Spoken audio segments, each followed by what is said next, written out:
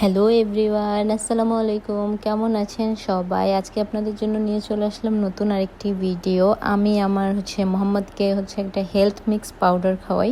এটা দিনে সকালে বা অনেক সময় সন্ধ্যায় খাওয়ানো হয়। আমি আপনারা যে কোনো এক টাইম বা 2 টাইমও খাওয়াতে পারেন বাচ্চাকে। অবশ্যই 10 মাস বয়সের পর থেকে খাওয়ানো স্টার্ট করবেন। আমি মোহাম্মদকে 1 বছরের পর থেকে খাওয়ানো স্টার্ট করেছি।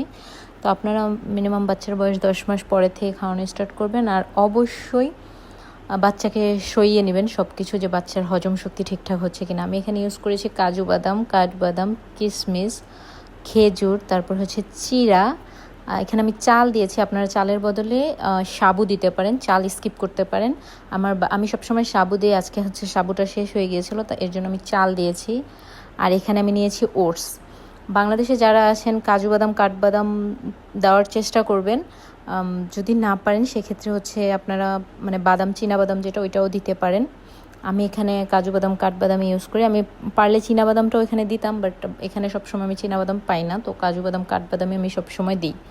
তো এগুলো আমি চুলায় একটি প্যানে গরম করে সেখানে কিশমিশ, খেজুর, তারপরে কাজু বাদাম, কাঠবাদাম এগুলো ভাজতেছিলাম। আমি খেজুরটাকে ভালোভাবে পরিষ্কার করে ধুয়ে আমি একটু রোদে শুকিয়ে তারপর এখানে ভাজতেছিলাম। আপনারাও এটাই ট্রাই করবেন, একটু রোদে শুকাতে দিলে জিনিসটা অনেক দিন ভালো থাকে। এই জন্য আমি এটাকে ভালোভাবে ধুয়ে রোদে শুকিয়ে তারপর এখানে নিয়েছি। তারপর এগুলোকে ভালোভাবে ভেজে নিতে হবে। আপনারা একটু সময় নিয়ে ভাজবেন। তারপর ওগুলো নামিয়ে আমি এখানে চাল দিয়ে দিচ্ছি। এখন চালটাকেও আমি ভেজে নিব। এগুলো খুব ভালোভাবে ভাজতে হবে। আর অবশ্যই আপনার বাচ্চার এগুলা সয় নাকি বা হজম শক্তি ঠিকঠাক মতো হচ্ছে নাকি তারপর দিবেন। আগে থেকে কেউই দিতে যাবেন না। আমি আমার বাচ্চাকে দিয়ে দেখেছি ওর হজম শক্তি ঠিকঠাক মতো হচ্ছে নাকি, তারপর থেকে এটাকে আমি কলা দিয়ে মিক্স করে খাওয়াচ্ছি। তারপরে আপেল দিয়ে মিক্স করে খাওয়াতে পারেন। তারপরে এমনি শুধু গরুর দুধ দিয়েও মিক্স করে খাওয়াতে পারেন। আমি এটাই করছি। তো আমি মাঝে মধ্যে ডিম দিয়েও মিক্স করে খাওয়াই। তো এই চালও ভালো করে ভেজে নিতে হবে। তারপরে চালটাকে নামিয়ে আমি এখানে চিরা ভেজে নিব।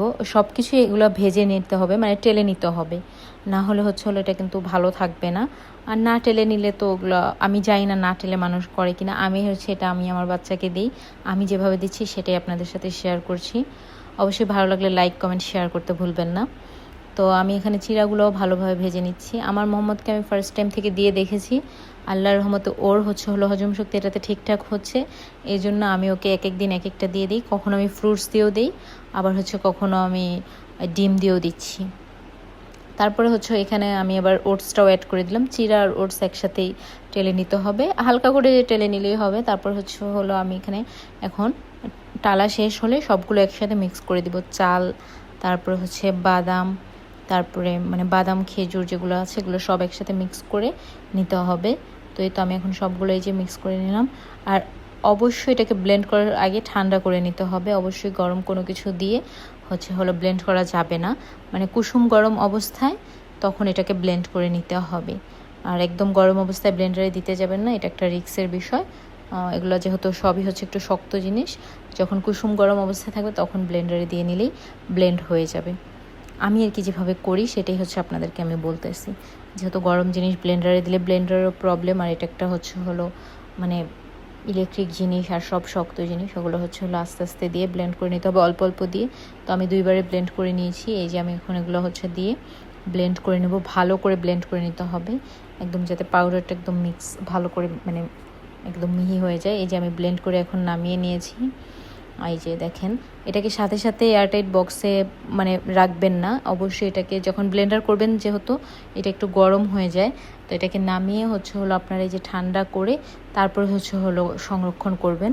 যে আমি এটাকে নামিয়ে চামচ দিয়ে নেড়ে চেড়ে তারপরে সংরক্ষণ করেছি। আমি এই যে এরকম বক্সে সংরক্ষণ করেছি, এরকম বয়ামে আর কি, জার, যেটা কাচের জারেই সংরক্ষণ করার চেষ্টা করবেন। কারণ প্লাস্টিকের জারে রাখলে একটা স্মেল হয়ে যায়, প্লাস্টিক। এজন্য আমি কাচের জারে সংরক্ষণ করেছি। তো আজকের ভিডিও কেমন হয়েছে অবশ্যই কমেন্ট করে জানাবেন। তো আজকের ভিডিও এই পর্যন্তই। সবাই ভালো থাকবেন, সুস্থ থাকবেন। আল্লাহ হাফেজ।